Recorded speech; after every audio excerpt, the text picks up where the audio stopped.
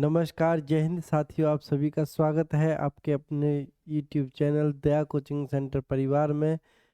तो एक बारी जुट जाएंगे मेरे भाई सभी बच्चे क्लास करने के लिए। जीके की 18वीं क्लास है जो आपके लिए लेकर आ चुके हैं मेरे भाइयों। डेली की आपके ये क्लास होती है सुबह 11 बजे।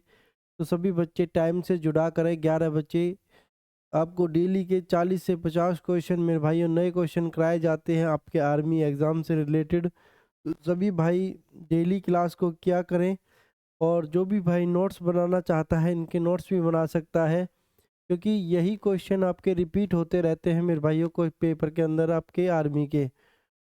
तो बहुत इम्पोर्टेंट क्लास होने वाली है मेरे बच्चे, क्लास को पूरा देखा करें जिससे आप लोग इस क्लास का फ़ायदा ले सकें। और आप लोग भी मेरे भाइयों नोट्स ज़रूर बनाते रहें। नोट्स ना बना सके तो आप हमारे ऐप दया कोचिंग सेंटर को डाउनलोड कर सकते हैं, जहाँ पर आप इन क्वेश्चनों का बिल्कुल फ्री ऑफ कॉस्ट, कोई चार्ज नहीं देना आपको, आप टेस्ट लगा सकते हैं मेरे वीरों। तो जो हमारा सपना है फौजी बनने का, हमारे माँ बाप का सपना है फौजी की वर्दी में हमें देखने का, तो चलिए शुरू करते हैं उसकी क्लास को आगे। और हम मेहनत करते रहेंगे इसी तरीके से, सभी बच्चे मेहनत करने का शपथ लेंगे, क्योंकि मेरे बच्चों हमें अपने माँ बाप का, अपना खुद का सपना पूरा करना है फौजी बनने का। तो चलिए शुरू करते हैं आज की क्लास। देखिए पहला क्वेश्चन आपके सामने आ जाता है। 10,000 क्वेश्चनों की सीरीज चला रखी है मेरे बच्चों, बहुत ही इंपॉर्टेंट है आप लोगों के लिए। तो देखिए क्वेश्चन है, अरेबिका किसकी किस्में हैं, है ना। अरेबिका जो है किसकी किस्में होती है मेरे बच्चों, कॉफ़ी की किस्में होती है अरेबिका। बी हो जाएगा राइट आंसर। ठीक है जी, कॉफ़ी की किस्म होती है आपकी क्या, अरेबिका। बी हो जाएगा राइट आंसर। अब देखिए धान का क्वेश्चन पूछा जाता है। धान में खैरा रोग किसकी कमी से होता है। ठीक है, जो धान का खैरा रोग होता है वह आपका मेरे बच्चों जस्ते की कमी से होता है। क्वेश्चन पूछा जाता है आपसे कि चाय में कौन सा, चाय में क्या पाया जाता है ना। चाय में क्या पाया जाता है, तो चाय में आपका कैफीन पाया जाता है। जब कैफीन ऑप्शन में ना रहेगा तो ऑप्शन में आपको थीन दे रखा होगा। ठीक है, ये दोनों आपके यहाँ से सही होंगे, कैफीन या थीन दोनों आपके सही हो जाएंगे। चलिए नेक्स्ट क्वेश्चन देख लेते हैं अभी। देखिए नेक्स्ट क्वेश्चन है, मछलियों से संबंधित अध्ययन क्या कहलाता है मेरे भाइयों, है ना। मछलियों से संबंधित अध्ययन क्या कहलाता है, बताएंगे सही बच्चे। मछलियों से संबंधित अध्ययन क्या कहलाता है, तो मेरे बच्चों मछलियों से संबंधित अध्ययन जो होता है वो कहलाता है आपका इक्थियोलॉजी। ठीक है जी, इक्थियोलॉजी कहते हैं मछलियों से संबंधित अध्ययन को, है ना। मछलियों का अध्ययन क्या कहलाता है आपका, इक्थियोलॉजी कहलाता है। चलिए नेक्स्ट क्वेश्चन की तरफ। चलिए नेक्स्ट क्वेश्चन देख लेते हैं। नेक्स्ट क्वेश्चन आपके सामने, किसान का मित्र के रूप में जाना जाता है ना मेरे भाइयों। किसान के मित्र के रूप में किसे जाना जाता है, एक बारी आंसर करेंगे सही बच्चे। किसान के मित्र के रूप में किसे जाना जाता है, तो किसान के मित्र के रूप में जाना जाता है केंचुए को। ठीक है, केंचुआ क्या काम करता है मेरे बच्चों, मिट्टी को अदल बदल करता रहता है ना। तो केंचुआ को जो है किसान का मित्र कहा जाता है। ए हो जाएगा राइट आंसर। क्वेश्चन आता है मेरे बच्चों पेपर के अंदर, किसान मित्र होता है कौन, केंचुआ। ए हो जाएगा राइट आंसर। नेक्स्ट क्वेश्चन देखते हैं अभी।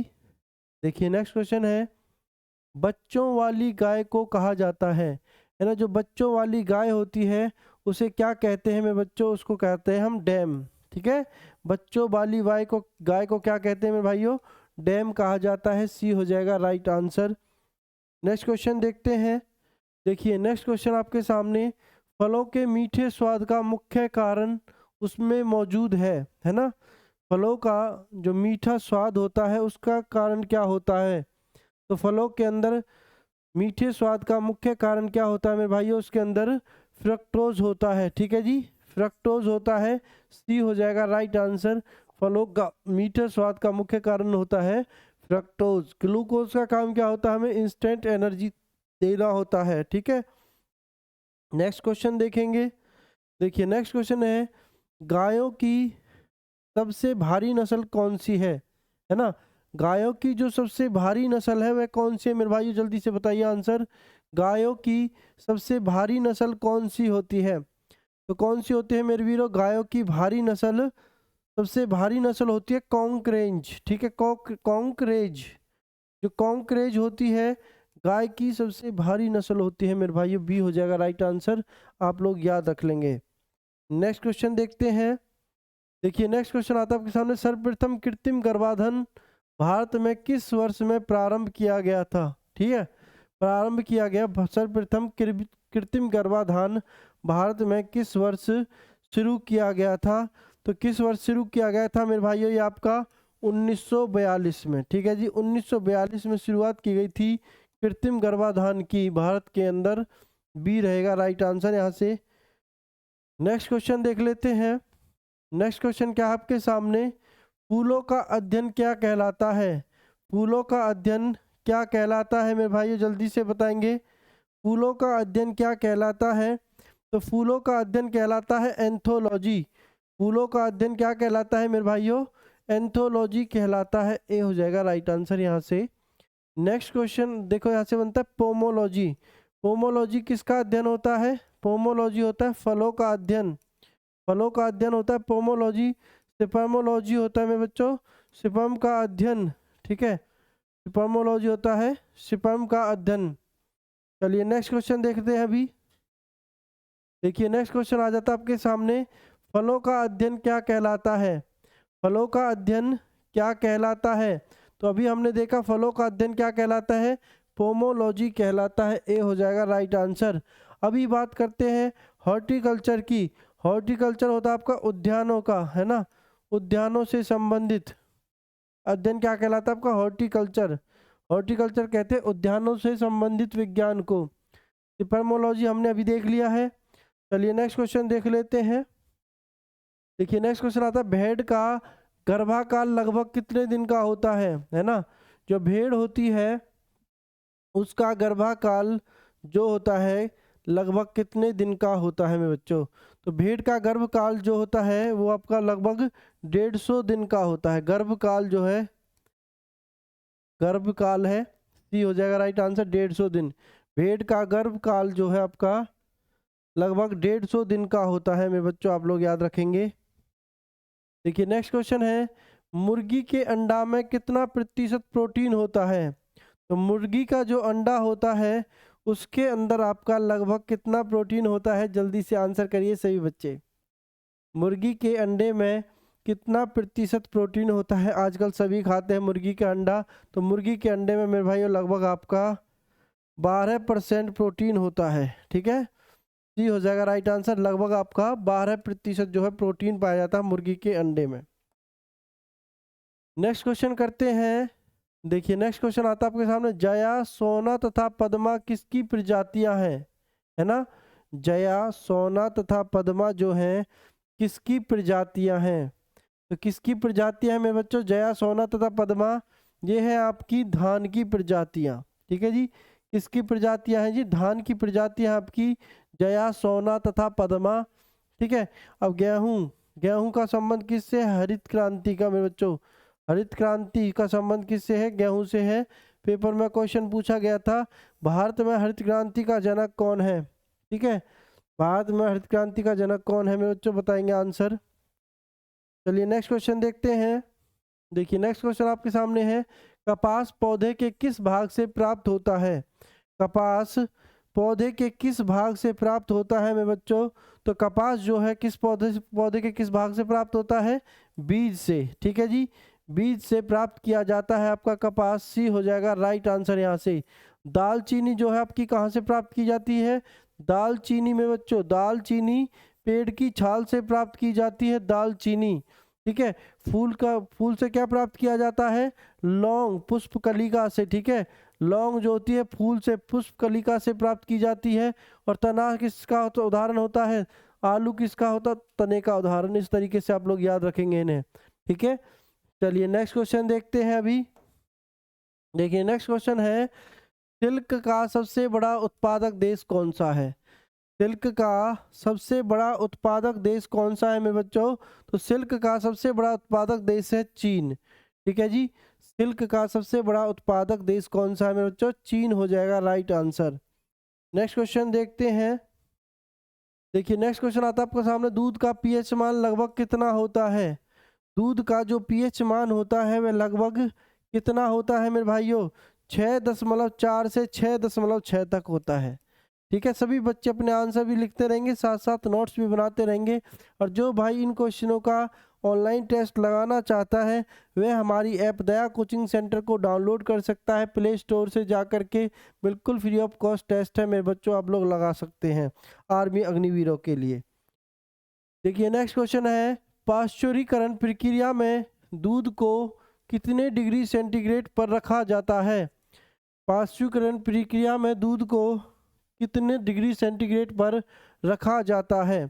तो कितने डिग्री सेंटीग्रेड पर रखा जाता है दूध को? पाश्चुरीकरण प्रक्रिया जो होती है, दूध को एक साथ गर्म किया जाता है, एक साथ ठंडा कर दिया जाता है, इसी को पाश्चुरीकरण प्रक्रिया बोला जाता है। पाश्चुराइज्ड मिल्क होता है जो दूध होता है, तो उसको कितने डिग्री सेंटीग्रेड पर रखा जाता है मेरे बच्चों? इसको रखा जाता है 62 डिग्री सेंटीग्रेड पर। ठीक है जी, डी हो जाएगा 62 डिग्री सेंटीग्रेड पर। अब क्वेश्चन आ जाता है यहाँ से मेरे बच्चों, जो दूध के पाश्चुरीकरण की खोज है वो किसने की थी? दूध के पाश्चुरीकरण की खोज किसने की थी? तो इसकी खोज की थी मेरे भाइयों लुई पाश्चर ने। किसने? लुई पाश्चर ने। दूध के पाश्चुरीकरण की खोज किसने की थी मेरे भाइयों? लुई पाश्चर ने की थी। ठीक है, इतना आप लोग याद रखेंगे यहाँ से। देखिए नेक्स्ट क्वेश्चन देखते हैं, आलू किसका उदाहरण है? अभी हमने देखा था आलू किसका उदाहरण है, मैंने बताया था आलू किसका उदाहरण है मेरे बच्चों? तने का उदाहरण है आलू, ए हो जाएगा राइट आंसर। ठीक है, तने का उदाहरण है आलू, आपका ए हो जाएगा राइट आंसर यहाँ से। बीज से क्या प्राप्त किया जाता है? कपास। ठीक है, कपास और कॉफी जो है आपकी बीज से प्राप्त की जाती है, इतना आप लोग याद रखेंगे। दूसरा फूल का उदाहरण था, कौन था? लौंग थी। ठीक है, और पत्ती का उदाहरण क्या हो जाएगा? चाय। पत्ती का उदाहरण क्या हो जाएगा मेरे बच्चों? चाय। चलिए नेक्स्ट क्वेश्चन देख लेते हैं। देखिए नेक्स्ट क्वेश्चन आपके सामने, गोल्डन फाइबर के रूप में किसे जाना जाता है? गोल्डन फाइबर के रूप में मेरे बच्चों किसे जाना जाता है? जल्दी से करेंगे आंसर सभी बच्चे। गोल्डन फाइबर के रूप में किसे जाना जाता है? कपास, जूट, नॉयलन, सिल्क। तो गोल्डन फाइबर के रूप में किसे जाना जाता है? जल्दी से आंसर कर दीजिए सभी बच्चे। बहुत बढ़िया आंसर है सभी बच्चों के आ रहे हैं। तो जूट को मेरे बच्चों क्या किस नाम से जानते हैं? गोल्डन फाइबर के नाम से जानते हैं। ठीक है, गोल्डन फाइबर के रूप में किसे जानते हैं?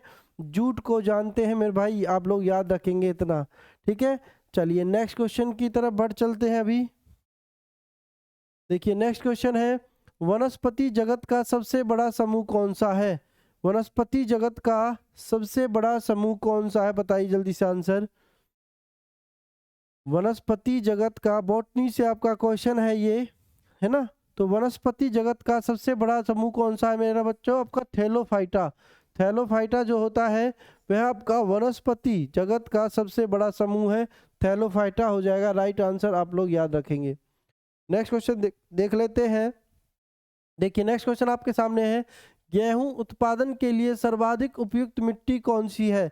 जल्दी से कमेंट करिए सभी बच्चे, फटाफट से कमेंट करेंगे सही बच्चे। गेहूं उत्पादन के लिए सर्वाधिक उपयुक्त मिट्टी कौन सी है? तो काली मिट्टी किसके लिए उपयुक्त होती है मेरे बच्चों? कपास के लिए। लाल मिट्टी किसके लिए होती है? बाजरे के लिए उपयुक्त।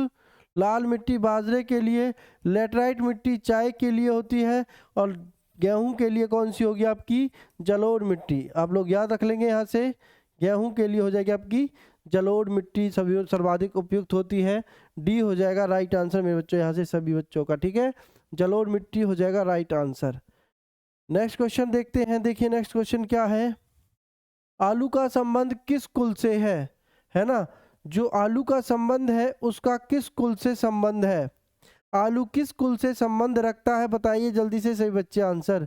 तो आलू का संबंध मेरे बच्चों किस कुल से है? सोलेनेसी कुल से। किस कुल से होगा मेरे बच्चों? सोलेनेसी कुल से आलू का संबंध होता है। ए हो जाएगा यहाँ से मेरे बच्चों सभी का राइट आंसर। बिल्कुल भी ज़्यादा समय ना लेंगे सही बच्चों से। बहुत बढ़िया सभी की तैयारी है, अपनी तैयारी को बेहतरीन बनाते रहिए। अपने सपने को, अपने माँ बाप के सपने को पूरा करने के लिए बिल्कुल दिन रात मेहनत करते रहिए मेरे बच्चों। नेक्स्ट क्वेश्चन है, वनों के संरक्षण एवं संवर्धन, है ना? वनों का संरक्षण एवं संवर्धन से संबंधित क्रिया क्या कहलाती है ना? वनों के संवर्धन और संरक्षण से संबंधित क्रिया क्या कहलाती है आपकी? बताएंगे सही बच्चे आंसर। वनों के संरक्षण एवं संवर्धन से संबंधित प्रक्रिया आपकी क्या कहलाती है? तो मेरे बच्चों, वनों से संरक्षण एवं संवर्धन से संबंधित जो प्रक्रिया आपकी क्रिया है वो कहलाती है सिल्वीकल्चर, है ना। सिल्वीकल्चर जो है आपकी वनों के संरक्षण एवं संवर्धन से संबंधित क्रिया है। ये हो जाएगा राइट आंसर। हॉर्टिकल्चर का संबंध किससे है मेरे बच्चों? हॉर्टिकल्चर का संबंध होता है आपका उद्यानों के, है ना। उद्यानों के संबंध है हॉर्टिकल्चर का। एपीकल्चर का संबंध किससे है? मधुमक्खी पालन से है। पीसी कल्चर का संबंध किससे होगा? कमेंट करके फटाफट से बता दो सभी भाई। पीसी कल्चर का संबंध किससे होगा? फटाफट से कमेंट करके बताएंगे आप लोग। नेक्स्ट क्वेश्चन देखते हैं। देखिए नेक्स्ट क्वेश्चन है, रबर उदाहरण है किसका? है ना, रबर उदाहरण है किसका? फटाफट से आंसर करिए सभी बच्चे। रेशेदार फल का, नकदी फसल का, रबी फसल का, खरीफ फसल का? तो मेरे भाइयों, रबर जो उदाहरण होता है वो होता है नकदी फसल का। रबर जो है आपकी किसके अंदर आती है? नकदी फसल के अंदर आती है। इसी तरीके से जो कपास होती है आपकी, वो भी किस में आती है मेरे बच्चों? नकदी फसल में आती है। ठीक है जी, आप लोग याद रख लेना इतना मेरे बच्चे। नेक्स्ट क्वेश्चन है, अनाज की रानी किसे कहा जाता है? अनाज की रानी किसे कहा जाता है? जल्दी से बताएंगे आंसर से बच्चे। अनाज की रानी, है ना, अपनी रानी नहीं है, अनाज की रानी है। अनाज की रानी किसे कहा जाता है? तो किसे कहते हैं मेरे बच्चों? अनाज की रानी मक्का को कहते हैं। ठीक है, मक्का को कहा जाता है अनाज की रानी। डी हो जाएगा यहाँ से राइट आंसर। नेक्स्ट क्वेश्चन देख लेते हैं। देखिए नेक्स्ट क्वेश्चन आपके सामने, जीव जातियों के नामकरण व वर्गीकरण का अध्ययन क्या कहलाता है? है ना, जो जीव जातियां होती हैं आपकी, उनके नामकरण और वर्गीकरण का अध्ययन क्या कहलाता है? क्या कहलाता है मेरे बच्चों? जीव जातियों के नामकरण व वर्गीकरण का अध्ययन क्या कहलाता है? तो क्या कहलाता है मेरे बच्चों? ये टैक्सोनॉमी कहलाता है। ठीक है, टैक्सोनॉमी कहलाता है आपका जीव जातियों के वर्गीकरण और नामकरण का अध्ययन। चलिए नेक्स्ट क्वेश्चन देखते हैं। देखिए नेक्स्ट क्वेश्चन आपके सामने है, मुर्रा, महसाना, सूरती, जाफरानी किसकी प्रमुख नस्लें हैं? है ना, मुर्रा, महसाना, सूरती, जाफरानी किसकी प्रमुख नस्लें हैं? क्वेश्चन आ जाता है मुर्रा किसकी नस्ल है? मेरे बच्चों, आपको यहीं से आंसर समझ में आ जाना चाहिए। तो मुर्रा किसकी है? भैंस की है। भेड़ की कौन सी नस्ल थी? मैरिनो, है ना। मरीनो जो है भेड़ की प्रमुख नस्ल होती है, मरीनो। चलिए नेक्स्ट क्वेश्चन देखते हैं। देखिए नेक्स्ट क्वेश्चन आता है आपके सामने, राष्ट्रीय जल नीति कब लागू हुई थी?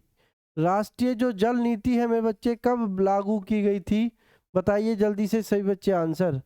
राष्ट्रीय जल नीति को कब लागू किया गया था? ऑप्शन आपके सामने है, 75, 48, 92, 42, 87। तो कब लागू किया गया था मेरे बच्चों इसको? राष्ट्रीय जल नीति को 1987 में। ठीक है जी, 1987 में राष्ट्रीय जल नीति को लागू किया गया था मेरे बच्चों। डी हो जाएगा यहाँ से राइट आंसर सभी भाइयों का। नेक्स्ट क्वेश्चन देख लेते हैं अभी। देखिए नेक्स्ट क्वेश्चन आपके सामने, हरियाली योजना का संबंध किससे है? हरियाली योजना का संबंध किससे है मेरे बच्चों? तो हरियाली योजना का जो संबंध है, कृत्रिम वर्षा से होगा, जल प्रबंधन से होगा, दूध उत्पादन या अंडा उत्पादन से। तो हरियाली योजना का संबंध मेरे बच्चों किससे? आपका दूध उत्पादन, सॉरी, जल प्रबंधन से होगा। ठीक है जी, किससे होगा? जल प्रबंधन से। हरियाली आ रहा ना समझ में, हरियाली। दूध उत्पादन से तो क्या थी आपकी? श्वेत क्रांति थी, श्वेत क्रांति। और श्वेत क्रांति के जनक कौन थे? श्वेत क्रांति के जनक कौन थे आपके? डॉक्टर वर्गीज कुरियन। आप लोग याद रख लेंगे, डॉक्टर वर्गीज कुरियन। ठीक है जी, आप लोग इतना याद रखेंगे। और हरियाली योजना का संबंध किससे? आपका जल प्रबंधन से। बी होगा यहाँ से राइट आंसर में बच्चों। नेक्स्ट क्वेश्चन देखते हैं। देखिए नेक्स्ट क्वेश्चन आपके सामने, दालचीनी कहाँ से प्राप्त होती है? अभी थोड़ी देर पहले बताया था मैंने, दालचीनी जो है कहाँ से प्राप्त होती है? तो पौधे की छाल से मेरे बच्चों। पौधे की छाल से जो आपकी दालचीनी प्राप्त होती है, ये हो जाएगा राइट आंसर। तने से क्या प्राप्त होता है? आपका आलू। ठीक है, तने से क्या होगा? आपका आलू। फूल से क्या होता है? पुष्प कलिका से, फूल से मतलब पुष्प कलिका से आपकी लौंग प्राप्त होती है। नेक्स्ट क्वेश्चन देखते हैं। देखिए नेक्स्ट क्वेश्चन आपके सामने, मिट्टी में नाइट्रोजन की कमी पूरा करने के लिए किसे बोने की प्राथमिकता दी जाती है? अगर मिट्टी के अंदर नाइट्रोजन की कमी हो जाती है तो मेरे बच्चों किसे बोने की प्राथमिकता दी जाती है? तो ये दी जाती है आपकी चने को, है ना। मिट्टी के अंदर अगर नाइट्रोजन की कमी हो गई है तो जिसके कारण क्या होती है, मिट्टी कम उपजाऊ रह जाती है, तो क्या किसकी प्राथमिकता दी जाती है? चने को बोने की। नेक्स्ट क्वेश्चन करते हैं। कृत्रिम रेयॉन कहलाता है, कृत्रिम रेयॉन क्या कहलाता है आपका? मेरे बच्चों बताइए जल्दी से आंसर। कृत्रिम रेयॉन क्या कहलाता है? ऊन, सिल्क, नायलॉन, पॉलिस्टर। तो कृत्रिम रेयॉन कहलाता है, सभी बच्चों को पता होना चाहिए, सिल्क को। ठीक है जी, सिल्क को आपका कृत्रिम रेयॉन कहते हैं। और सिल्क उत्पादन में प्रथम देश कौन सा है? जल्दी से कमेंट करके बता दो, अभी मैंने थोड़ी देर पहले आपको बताया था। नेक्स्ट क्वेश्चन देखते हैं। देखिए नेक्स्ट क्वेश्चन आपके सामने, दूध की शुद्धता किससे मापी जाती है? दूध की शुद्धता किसके द्वारा मापी जाती है? दूध की शुद्धता जो है मेरे बच्चों किसके द्वारा मापी जाती है? बिल्कुल सभी को पता है, लैक्टोमीटर। लैक्टोमीटर के द्वारा जो है आपकी दूध की शुद्धता मापी जाती है। तो बैरोमीटर के द्वारा क्या मापी जाती है? वायु दाब मापा जाता है बैरोमीटर के द्वारा। हाइग्रोमीटर से वायु आर्द्रता मापते हैं, ठीक है। हाइग्रोमीटर से आर्द्रता, आर्द्रता मापी यंत्र होता है हाइग्रोमीटर, ठीक है। चलिए नेक्स्ट क्वेश्चन देखते हैं। बकरी का वैज्ञानिक नाम क्या है? बकरी का वैज्ञानिक नाम क्या है मेरे बच्चों? तो बकरी का जो वैज्ञानिक नाम जरूर पूछता है एक पेपर के अंदर, आप लोग याद रखेंगे। बाकी हम आपको रिवीजन कराते रहेंगे, सभी जितने भी पशुओं के जितने भी वैज्ञानिक नाम है वो आपको एक ना एक एक एक दो दो करके आपको याद होते रहेंगे। तो बकरी का वैज्ञानिक नाम क्या है मेरे बच्चों? कैप्रा हिरकस, ठीक है। कैप्रा हिरकस जो है बकरी का वैज्ञानिक नाम होता है। बी हो जाएगा मेरे बच्चे राइट आंसर, कैप्रा हिरकस हो जाएगा राइट आंसर।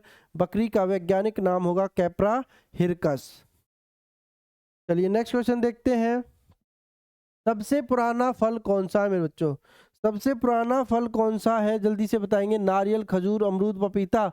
तो मेरे बच्चों सबसे पुराना कौन सा फल है आपका? खजूर है मेरे भाइयों, खजूर सबसे पुराना फल है। और खजूर कहाँ मिलता है? गर्म इलाकों में मिलता है ज़्यादा, जैसे कि दुबई आपके हो गई, सऊदी अरब हो गया, वहाँ पर जो खजूर की पैदावार ज़्यादा होती है और वहाँ की खजूर की जो क्वालिटी भी होती है वो अच्छी होती है। और खजूर ही जो है आपका सबसे पुराना फल है, ठीक है। आप लोग याद रखिए इतना। नेक्स्ट क्वेश्चन है, जड़ की वायु का दाब किससे मापा जाता है? जड़ की वायु का जो दाब है वह किसके द्वारा मापा जाता है? तो जड़ की वायु का दाब जो है मेरे बच्चों किसके द्वारा मापते हैं? ये मापा जाता है आपका मैनोमीटर के द्वारा, ठीक है जी। जड़ की वायु का दाब जो किसके द्वारा मापते हैं? मैनोमीटर के द्वारा मापते हैं। नेक्स्ट क्वेश्चन देखते हैं। देखिए नेक्स्ट क्वेश्चन आपके सामने, बिना बीज के फलों को विकसित करने की क्रिया कहलाती है। बिना बीज के जो फल होते हैं उन्हें विकसित करने की क्रिया क्या कहलाती है? बिना बीज के फलों को विकसित करने की क्रिया क्या कहलाती है? जल्दी से आंसर करेंगे। तो बिना बीज के फलों को विकसित करने की क्रिया क्या कहलाती है मेरे बच्चों? ये कहलाती है आपकी टिश्यू कल्चर, ठीक है जी। सी हो जाएगा राइट आंसर से बच्चों का, यहाँ से टिश्यू कल्चर हो जाएगा मेरे भाई राइट आंसर। विटीकल्चर क्या होती है आपकी? अंगूर की खेती होती है। विटीकल्चर किसकी होती है? अंगूर की खेती होती है, ठीक है जी। अंगूर की खेती होती है विटीकल्चर, आप लोग याद रखेंगे। नेक्स्ट क्वेश्चन देख लेते हैं। देखिए नेक्स्ट क्वेश्चन आपके सामने है, भारत में केंद्रीय औषधि शोध संस्थान कहाँ पर स्थित है? भारत के अंदर केंद्रीय औषधि शोध संस्थान कहाँ पर है? तो कहाँ पर है मेरे बच्चों? भारत में केंद्रीय औषधि शोध संस्थान। तो भारत में केंद्रीय औषधि शोध संस्थान जो है आपका वो है मेरे बच्चों लखनऊ में, ठीक है। लखनऊ के अंदर है आपका भारतीय औषधि शोध संस्थान। डी हो जाएगा राइट आंसर।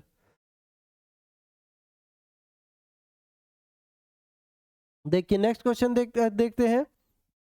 कानपुर के अंदर मैंने आपको क्या बताया था कल लास्ट क्लास में? कानपुर के अंदर कौन सा था आपका? भारतीय दलहन संस्थान, भारतीय दलहन शोध संस्थान, ठीक है।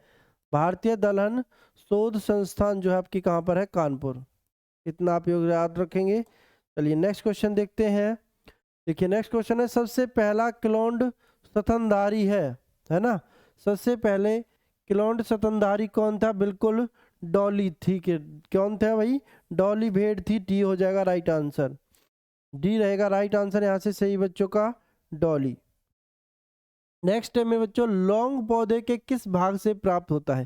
थोड़ी देर पहले मैंने आपको बताया था लौंग पौधे के किस भाग से प्राप्त होता है? पुष्पकलिका से मेरे बच्चों, ठीक है। तने से आपको बता दिया, पत्ती से आपको बता दिया, जड़ से आपको बता दिया है। चलिए नेक्स्ट क्वेश्चन देखते हैं। कुत्ता का वैज्ञानिक नाम क्या है? कुत्ता का वैज्ञानिक नाम क्या है? जल्दी से बताइए। कुत्ता का वैज्ञानिक नाम क्या होता है मेरे बच्चों? तो कुत्ते का वैज्ञानिक नाम होता है कैनिस फैमिलिस, ठीक है। कैनिस फैमिलिस, बिल्कुल ए हो जाएगा राइट आंसर, कैनिस फैमिलिस हो जाएगा राइट आंसर। बॉस इंडिकस किसका होता है? बॉस इंडिकस गाय का होता है। बॉस इंडिकस किसका होगा? गाय का होगा। राना टिग्रिका किसका होगा? राना टिग्री का होगा मेंढक का जी। मैग्नीफेरा इंडिका किसका होगा वैज्ञानिक नाम? आम का। ठीक है मेरे बच्चों, आप लोग याद रख लेना। यही आपसे ज़्यादातर यही क्वेश्चन में पूछ लेते रहते हैं, बकरी का, गाय का, मेंढक का, आम का, कुत्ते का, इन सब से आपसे क्वेश्चन आते रहते हैं पेपर के अंदर। चलिए नेक्स्ट क्वेश्चन आपके सामने, समुद्री शैवाल में कौन सा अम्ल पाया जाता है? समुद्री शैवाल के अंदर जो है आपका कौन सा अम्ल पाया जाता है? तो मेरे बच्चों समुद्री शैवाल में कौन सा अम्ल होता है आपका? जो समुद्री शैवाल होते हैं तो टार्टरिक अम्ल आपका खट्टे फलों में होता है, ठीक है। खट्टे फलों में कौन सा होता है? टार्टरिक अम्ल होता है खट्टे फलों में, जैसे कि आपका कच्चा आम हो गया, इमली हो गया, नींबू हो गया, इन सब के अंदर कौन सा होगा आपका? टार्टरिक अम्ल होगा। अब बात करते हैं यूरिक अम्ल जो होता है मनुष्य के खून में, खून के अंदर पाया जाता है आपका यूरिक अम्ल मेरे भाइयों, ठीक है। अब जो समुद्री शैवालों में पाया जाने वाला अम्ल कौन सा है आपका? अल्जेनिक अम्ल है, बी हो जाएगा राइट आंसर, ठीक है जी। अल्जेनिक अम्ल जो होता है आपका समुद्री शैवाल में पाया जाता है। नेक्स्ट क्वेश्चन देखते हैं। देखिए नेक्स्ट क्वेश्चन आपके सामने, कृत्रिम रूप से कच्चे फलों को पकाने के लिए किस गैस का प्रयोग किया जाता है? तो कच्चे फल होते हैं, कृत्रिम रूप से पकाने के लिए गैस का प्रयोग पूछ रहा है, तो गैस होती है आपकी एसीटिलीन, ठीक है जी। एसीटिलीन गैस का प्रयोग किया जाता है कच्चे फलों को पकाने के लिए, ए हो जाएगा यहाँ से राइट आंसर सही भाइयों का। नेक्स्ट क्वेश्चन देखते हैं। देखिए नेक्स्ट क्वेश्चन आपके सामने, वरुणा योजना किससे संबंधित है? अभी हमने देखा था थोड़ी देर पहले जल प्रबंधन से कौन सी योजना थी आपकी? हरियाली योजना। कौन सी थी मेरे बच्चों? हरियाली योजना जो है आपकी जल प्रबंधन से संबंधित है, हरियाली योजना। तो अभी आपसे पूछ रहा है वरुणा योजना किससे संबंधित है ना। वरुणा योजना जो है आपकी किससे संबंधित है? अपने आप में आ रहा वरुण, क्या होगा? वरुण मतलब वर्षा, वरुण मतलब मेरे बच्चों वर्षा, तो वरुणा योजना का संबंध किससे आपका? वर्षा से हो जाएगा राइट आंसर, सी हो जाएगा मेरे बच्चों राइट आंसर। मेरे भाइयों इसी तरीके के और भी बेहतरीन टेस्ट आप लगाना चाहते हैं तो हमारी ऐप दया कोचिंग सेंटर को डाउनलोड करें, और जो भाई यूट्यूब पर तैयारी करना चाहता है वो हमारे चैनल को सब्सक्राइब करें। डेली 11 बजे आपकी क्लास जो है बिल्कुल फिक्स टाइम पर होती रहती है, तो सभी बच्चे टाइम से जुड़ा करें और अपनी मेहनत में 4 चांद लगाएं। देखिए क्वेश्चन आता है, दूध के पाश्चराइजेशन की खोज किसने की थी? थोड़ी देर मैंने आपको बताया था, जब पाश्चराइजेशन का टेम्परेचर बताया था कि पाश्चराइजेशन प्रोसेस के अंदर दूध का टेम्परेचर कितना होता है, तो दूध को किस टेम्परेचर पर रखा जाता है, तो वो था 62 डिग्री। तभी वहाँ पर बताया था मैंने, दूध के पाश्चराइजेशन की खोज किसने की थी मेरे बच्चों? लुई पाश्चर ने, ठीक है जी। लुई पाश्चर ने जो है दूध के पाश्चराइजेशन की खोज की थी, पाश्चराइजेशन की खोज की थी लुई पाश्चर हो जाएगा राइट आंसर। नेक्स्ट क्वेश्चन है, नींबू के अंदर जो आपकी डाईबैक तथा लिटिल लीफ रोग किस तत्व की कमी के कारण होता है ना। नींबू के अंदर एक डाईबैक तथा लिटिल लीफ रोग होता है, वह किसकी तत्व की कमी के कारण होता है ना। तो किस तत्व की कमी के कारण होता है ये आपका जल्दी से बताइए। तो नींबू के अंदर में बच्चों जो डाईबैक तथा लिटिल लीफ रोग होता है वह किस तत्व की कमी के कारण होता है आपका? कॉपर की कमी के कारण, ठीक है जी। कॉपर की कमी के कारण नींबू के अंदर जो आपका डाईबैक तथा लिटिल लीफ रोग होता है, बी हो जाएगा मेरे बच्चों राइट आंसर। तो ये थे मेरे भाइयों आज के आपके 45 क्वेश्चन, और बहुत बेहतरीन तैयारी है सभी बच्चों की। इसी तरीके से मेरे भाइयों आप लोग तैयारी करते रहें और अपनी तैयारी में 4 चाँद लगाते रहें, अपनी तैयारी को आगे बढ़ाते रहें। 22 अप्रैल का अपना एक टारगेट फिक्स कर लें मेरे सभी बच्चे कि जी 22 अप्रैल तक हमें सारी कुछ तैयार करके एक बम बन जाना है और उस बम को कहाँ पर फटना है, अपने पेपर में जाकर फटना है 22 अप्रैल से। 22 अप्रैल से पेपर स्टार्ट हो जाएंगे आपके, है ना? तो सभी को अपनी तैयारी को बेहतर बनाना है मेरे बच्चों। 50 से 60 दिन आपके पास में है, तो लग जाइए, जुट जाइए अपनी मेहनत में। इसी तरीके से 4 चाँद लगाते रहिए और अपने जो सपना है फौजी बनने का और माँ बाप का जो सपना है आपको कामयाब देखने का, तो उनके सपने को और अपने सपने को कामयाब करें और लगे रहें अपने साथ, दिन रात मेहनत करते रहें और अपनी तैयारी को, अपने जो मुकाम है फौजी बनने का, उसे हासिल करें। तो मिलेंगे अगली क्लास में, तब तक सभी बच्चे अपना ख्याल रखें, माता पिता का ख्याल रखें। तब तक के लिए बाय बाय, टेक केयर, जय हिंद, जय भारत।